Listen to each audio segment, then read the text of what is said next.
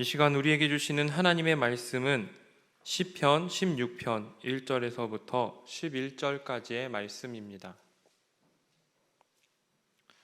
시편 16편 1절에서부터 11절까지의 말씀, 구약성경 812페이지입니다.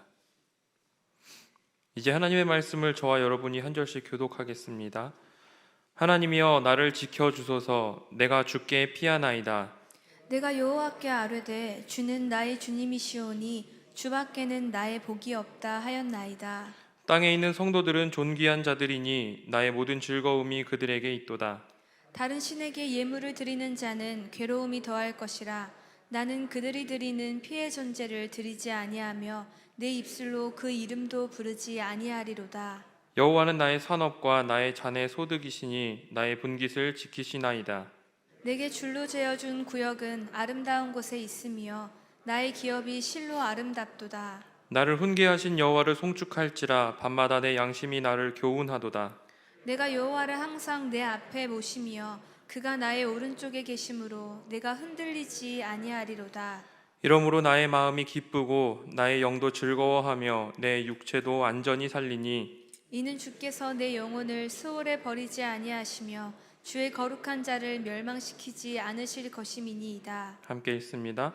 주께서 생명의 길을 내게 보이시리니 주의 앞에는 충만한 기쁨이 있고 주의 오른쪽에는 영원한 즐거움이 있나이다. 아멘.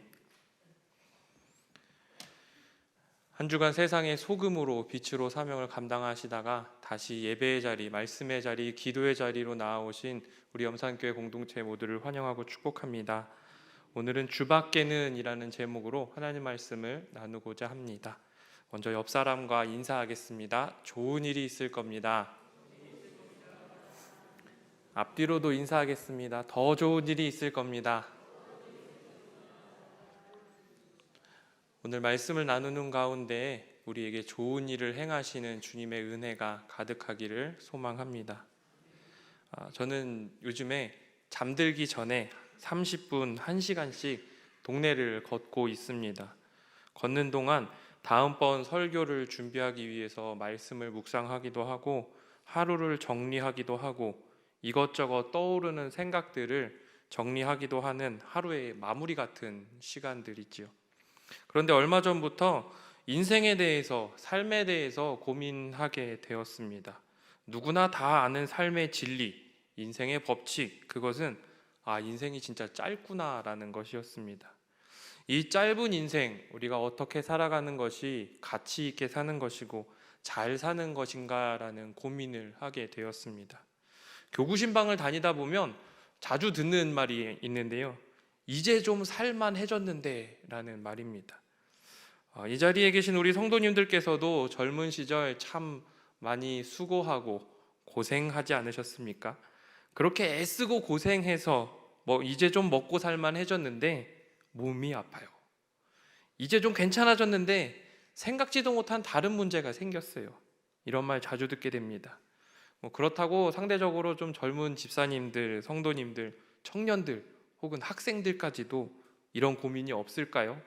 그렇지 않습니다. 이 자리에 있는 그 어느 누구도 삶이 편안하다, 걱정과 고민이 없다라고 자신 있게 이야기할 수 있는 사람 많지 않을 것 같습니다. 100년도 채 되지 않는 우리의 짧은 인생, 그 인생길에 왜 이리 고난도, 고통도, 걱정도, 근심도 많은지요. 이 짧은 인생에 많은 고난을 허락하시는 하나님이 조금은 야속하기까지 합니다. 그러다가 다시 말씀으로 돌아왔습니다. 고난과 어려움을 허락하신 주님이지만 분명 위로와 소망 그리고 희망도 주시는 분이 바로 주님이시라는 믿음과 확신 때문이었습니다. 오늘 시편 16편에는 다윗의 믹담이라는 제목이 있습니다.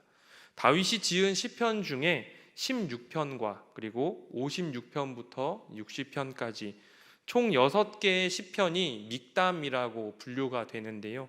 이 믹담이라는 것에 대해서 조금 공부해 보니 아직 명확하게 그 의미가 밝혀진 바는 없지만 본래 조각한 어떤 것, 이렇게 비석에 새긴다든지 곧 광석 또는 금이라는 의미로 사용된다고 합니다. 그래서 유다 랍비들은 이 믹담을 황금시라고 불렀다고 하지요. 그만큼 인생의 진리와 그리고 인생의 의미를 담고 있다는 뜻일 것 같습니다. 특별히 다윗의 믹담시를 살펴보면 그가 노래할 만한 혹은 즐거워하고 행복할 때에 시편을 적은 것이 아님을 쉽게 깨달을 수 있습니다. 사울을 피해서 아둘람 굴에 있을 때, 가드에서 블레셋 사람들에게 사로잡혔을 때, 사울이 사람을 보내어 다윗을 죽이려 할 때와 같이 감당하기 힘든 고난 앞에서도 다윗은 노래하고 있었습니다. 이처럼 다윗의 믹담을 묵묵히 묵상하면서 곰곰이 생각해 보니 다윗의 인생도 우리와 크게 다르지 않다라는 것을 알게 됩니다. 아버지와 형제들, 가족에게 외면당했지만 사무엘에게 기름 부음 받고 이제 좀 살만해졌다 싶었는데 골리앗을 마주하게 됩니다. 골리앗을 이기고 사울 왕의 눈에 들어서 사울은 천천, 다윗은 만만이라는 칭송을 받았는데 그때부터 사울이 다윗을 죽이려고 달려듭니다. 우여곡절 끝에 다윗이 왕이 되었는데 밧세바를 범하고 우리아를 죽이면서 큰 죄를 지었습니다. 그리고 약속의 아들 솔로몬을 얻고 또 조금 잠시 행복해지나 싶었는데 다윗의 아들 중에 암논과 다말 이 사건으로 인해서 압살롬이 형제인 암논을 죽여버립니다.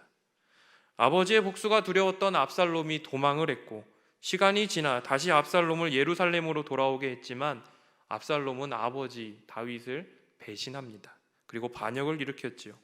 결국 다윗은 급히 예루살렘을 빠져나가게 됩니다. 특별히 다윗이 압살롬을 피해서 달아날 때의 상황을 사무엘하 15장 18절에서 이렇게 설명하고 있는데요. 그의 모든 신하들이 그의 곁으로 지나가고 모든 그렛 사람과 모든 블렛 사람과 및 왕을 따라 가드에서 온 모든 가드 사람 600명이 왕 앞으로 행진하니라. 가장 믿었던 사람, 자신의 아들이 반역을 일으켰기 때문에 다윗은 아무도 믿을 수 없었습니다. 이스라엘 민족 그 누구도 믿을 수 없었고 곁에 둘 수 없었기 때문에 그렛 사람, 블렛 사람, 그리고 가드에서 온 가드 사람들로 자신의 호위를 세웁니다. 이 그렛 사람들은 본래 지중해의 큰 섬, 오늘날의 크레타 섬이라고 하는데요. 보통은 이 해적질을 하면서 약탈을 하고 살던 야만족입니다. 이들이 지중해 패권을 장악하고자 애굽을 정복하기 위해 나섰다가 강대국 애굽에게 패해 그냥 이스라엘에 정착해서 살던 사람들, 그 사람들이 그렛 사람들입니다. 또한 이들의 뿌리는 블레셋입니다. 즉 블레셋 사람들이 자기네 땅에서 자기네 민족을 이루며 살고 있다. 블레셋 사람. 이주해서 이스라엘에 정착했다. 그렛 사람. 그리고 그 민족이 지금까지 살고 있는 땅 이름이 팔레스틴입니다. 이 팔레스틴의 말의 어원이 블레셋입니다. 어쨌든 이스라엘의 왕 다윗이 동족 이스라엘 사람 그 누구도 믿지 못하고 이방 민족이자 원수인 블레셋 사람들의 호의를 받을 수밖에 없는 현실. 다윗이 얼마나 외롭고 두려웠겠습니까? 아니 어쩌면 두려움과 걱정보다도 믿었던 아들, 사랑하는 이들에게 느꼈던 그 감정과 배신, 절망, 외로움 같은 것들이 있었을지 모르겠습니다.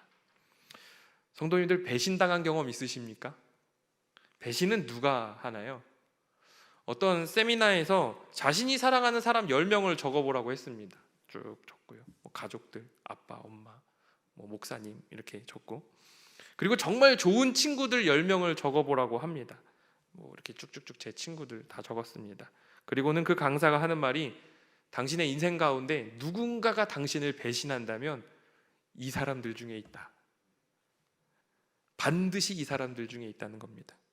배신은 믿음이나 의리를 저버린다는 뜻입니다. 즉 신뢰관계가 있고 애정이 있고 유대감이 있는 사람이 하는 행위가 배신입니다. 제가 두리안을 굉장히 좋아하거든요. 동남아에 가면 하루에 두리안을 하나씩 먹습니다. 근데 이 장사꾼이 저한테 싸게 준다면서 두리안 하나를, 아주 먹음직스러운 두리안 하나를 10,000원에 주었습니다. 아주 맛있게 먹었지요.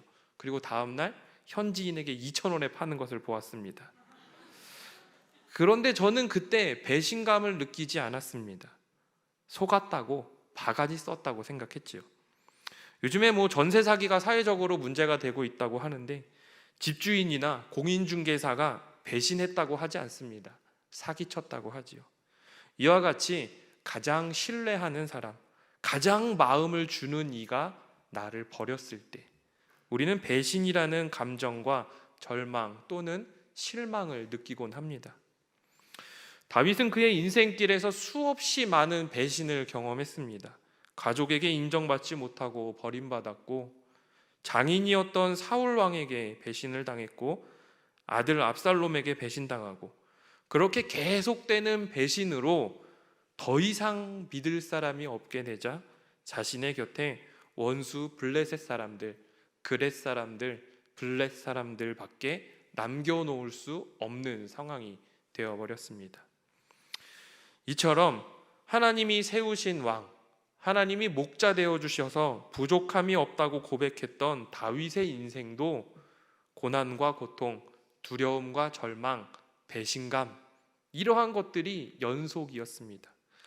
이제 좀 먹고 살만해졌다, 이제 좀 맘 편하게 두 발 뻗고 잘 수 있겠다 싶으면 여지없이 고난이 찾아왔습니다. 그런데 이것이 우리의 인생과 크게 다르지 않다는 것을 깨닫게 됩니다. 교회도 마찬가지이지요.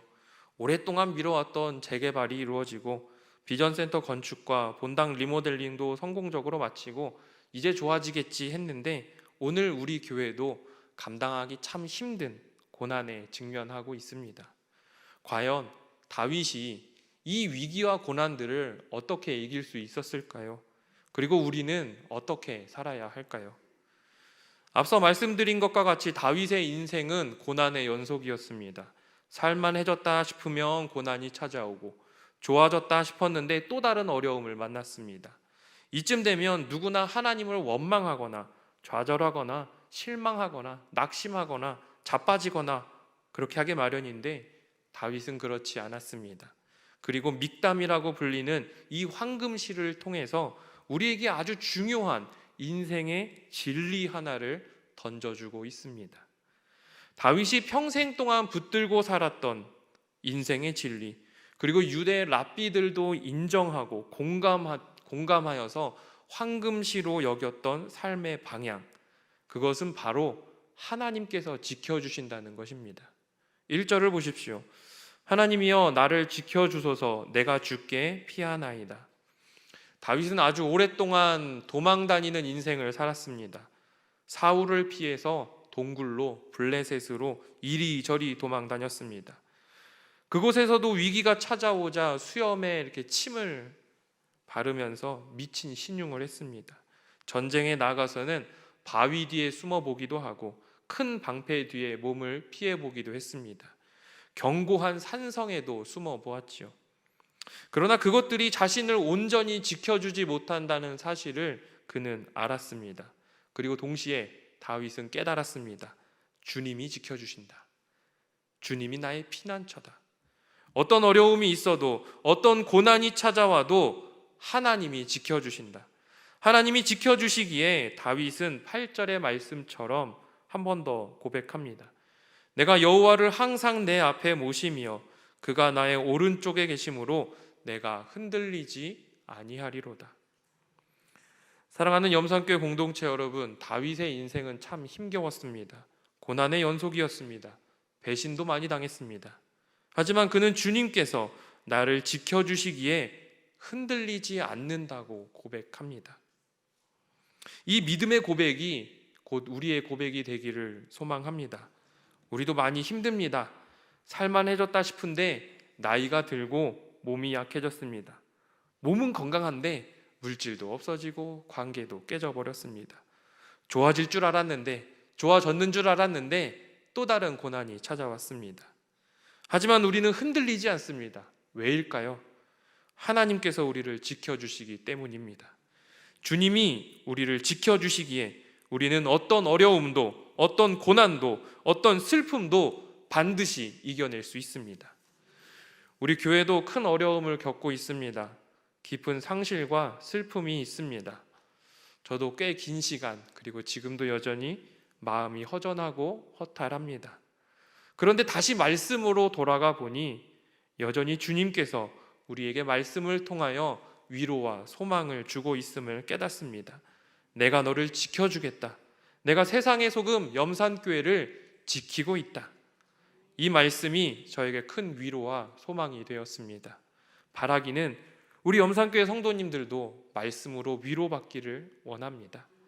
그렇다면 다윗이 이렇게 고백할 수 있었던 그 믿음의 근거, 하나님이 나를 지켜주신다는 그 믿음과 소망이 어디에서 나왔을까요? 2절을 보십시오.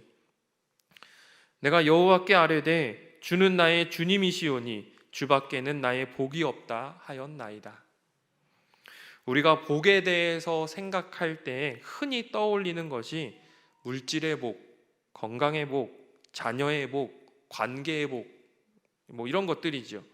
하지만 그것이 진짜 진정한 복일까요?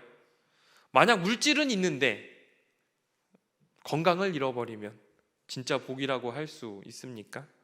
아니죠.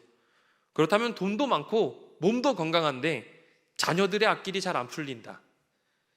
이것은 복받은 것인가요? 받지 못하는 것인가요? 우리가 쉽게 생각하는 복은 굉장히 주관적이고 상대적입니다.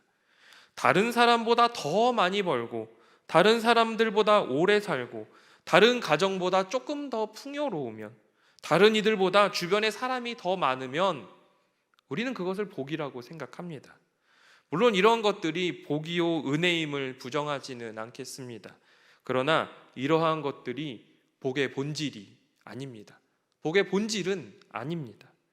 앞서 말씀드린 물질의 복, 건강의 복, 자녀의 복, 형통의 복, 우리는 이 모든 것들을 복이라고 부릅니다. 하지만 엄밀히 말하자면 이것은 복의 형태들이지 복의 본질은 아닙니다. 본문 2절에서 다윗은 분명히 고백합니다.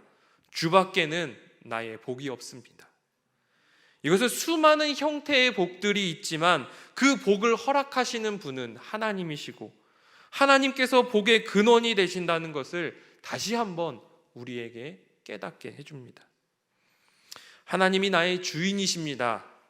주님이 나의 복입니다. 라는 다윗의 고백 속에는 나의 주인 되신 하나님, 그분이 나를 지켜주시기 때문에 나는 어떠한 상황에도 어떠한 일에도 누군가의 배신에도 결코 흔들리지 않습니다라는 이 믿음의 결단 또한 포함되어 있다 할 수 있습니다. 탈무드에 이런 이야기가 있습니다. 한 부자에게 어린 아들이 있었는데요.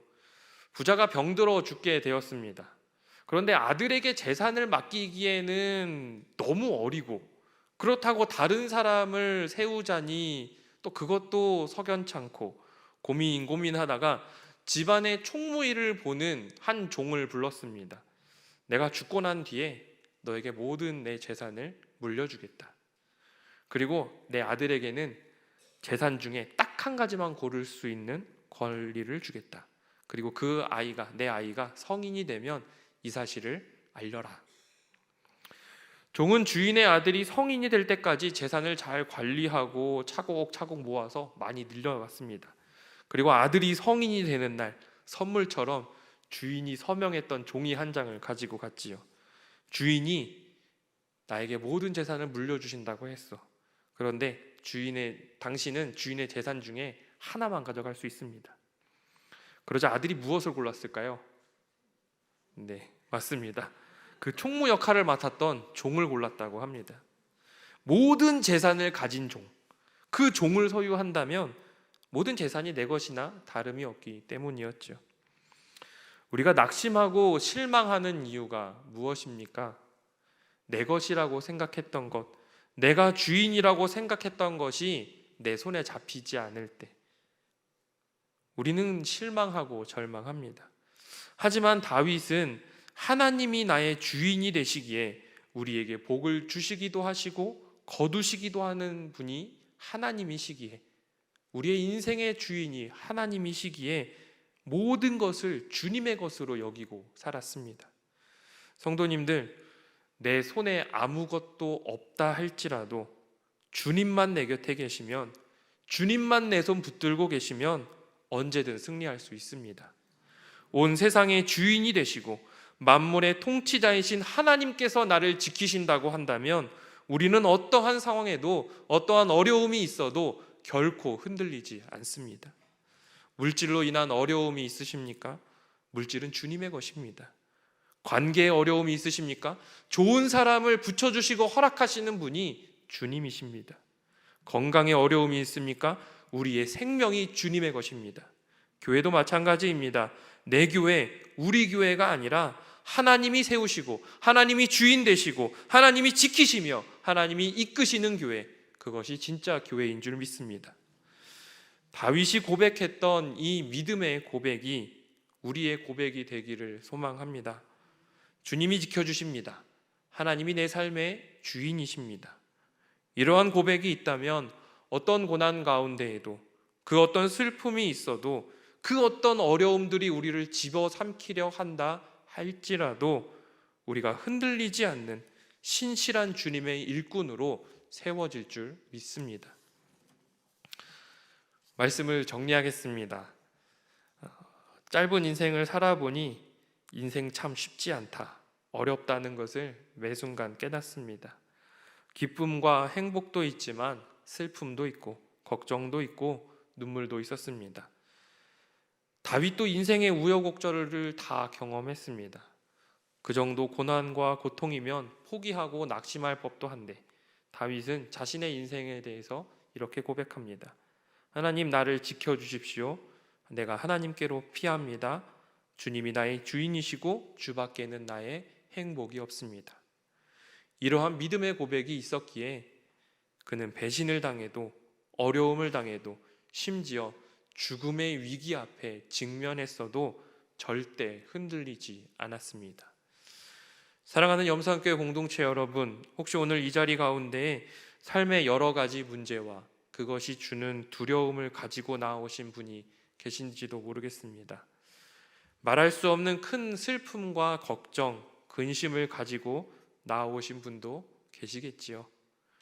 이러한 현실에서 우리가 꼭 기억해야 할 것, 그리고 다시 한번 우리의 입술을 열어 고백해야 할 것은 다윗이 그러했던 것처럼 하나님이 우리의 피난처가 되시며 그분이 우리의 주인이라는 사실입니다. 주님은 결코 우리를 혼자 두지 않으십니다. 그리고 주님께서 우리와 항상 함께 하신다는 것, 주님께서 우리의 손을 놓지 않고 끝까지 붙들고 계신다는 그 사실이 우리의 소망과 위로, 그리고 믿음이 되는 줄 믿습니다. 기도하겠습니다.